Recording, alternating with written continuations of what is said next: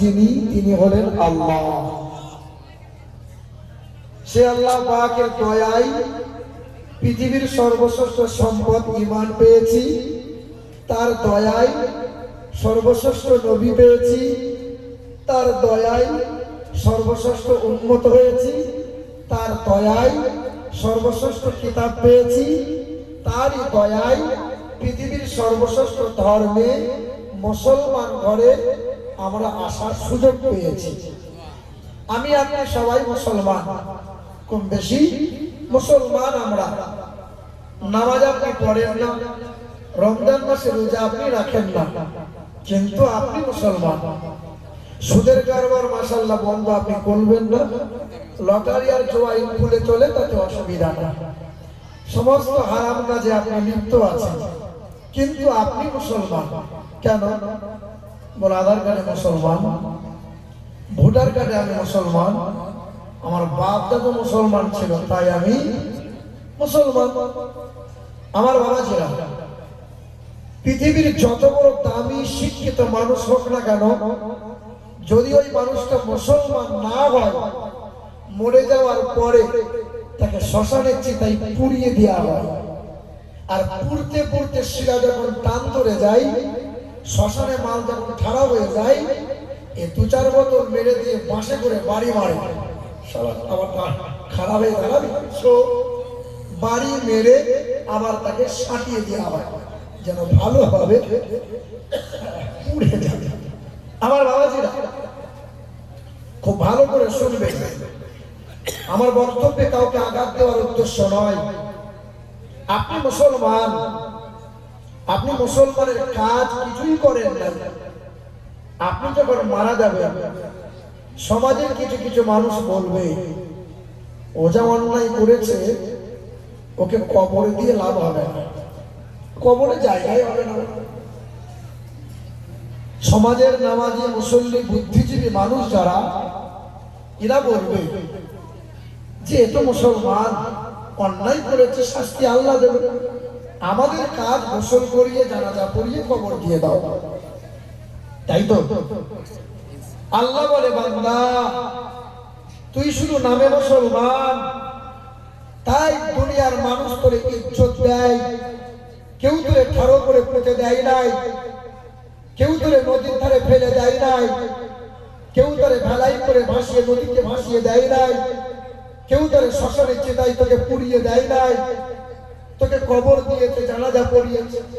আমি আল্লাহর ওয়াদা, ওয়ালা তামুতুন্না ইল্লা ওয়া আনতুম মুসলিমুন, বান্দা যদি মুসলমান হয়ে কবরে আসতে পারো তো আমি আল্লাহর ওয়াদা, কবরের আগুন কোনোদিন ছুঁইবে না, জাহান্নামের আগুন তোমার স্পর্শ কখনো করবে না। সুবহানাল্লাহ, সুবহানাল্লাহ। আর কি জোরে বলতে পারছেন না?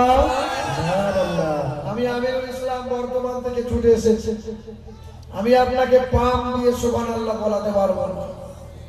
জীবন ভোর হুজুর রাসূল পাম দিয়ে দিয়ে বলে, জোরে বলো সুবহানাল্লাহ, সুবহানাল্লাহ। বলতে বলি নাই, বলাই কি বলাই না বলেন? আপনি বলবেন কবে? পাগল আর নাবালককে বলিয়ে বলাতে হয়। আপনারা তো মাশাআল্লাহ ভালোই বোঝেন, তা বোঝেন যখন জান্নাতি ভাষা মোহাব্বতের সঙ্গে বলবেন। আমার শিক্ষিত মুসলমান, আমার বাবাজিরা, আমার ভাইরা, পৃথিবীতে এসেছি আমরা তার ইচ্ছায়, আর পৃথিবী থেকে যাব আমরা তারই ইচ্ছায়। পৃথিবীতে আসার সময় কথাগুলো বুঝবেন বাবা, শুধু শুনবেন না। প্রতি বছর এই গ্রামে ওয়াজ মাহফিল হয়। আমার কমিটির ভাইরা বলছেন হুজুর তাগড়ায় হুজুর হায়ার করে নিয়ে এসেছে, শুধু আপনি একজন গাবাদ না।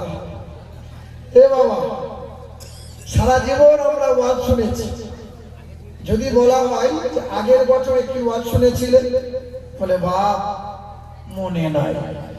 আল্লাহর নবী ওয়াজ করেছিলেন, সাহাবায়ে কেরাম ওয়াজ শুনেছিল, তাই ওয়াজ বুঝেছিল। তারা আরামের বিছানা ত্যাগ করে বিবিকে সরিয়ে দিয়ে যুদ্ধের ময়দানে গিয়ে জীবন দিয়েছিল, পিছু পা হয়নি তারা।